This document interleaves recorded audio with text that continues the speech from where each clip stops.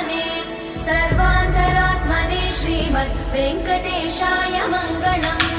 स्वतः सर्वविदे सर्वशक्तये सर्वशेषिने सुलभाय सुशीलाय वेङ्कटेशाय मङ्गलम्।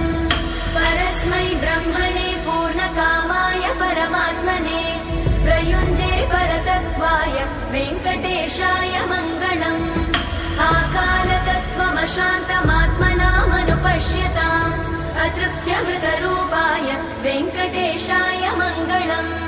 प्रायस्वचरणौ पुंसां शरण्यत्वेन पाणिना कृपया दिशते श्रीमद् वेङ्कटेशाय मङ्गलम्। दयामृततरङ्गिण्यास्तरङ्गैरिव शीतलै अपाङ्गै सिञ्चते विश्वं वेङ्कटेशाय मङ्गलम्। स्रग्भूषाम्बर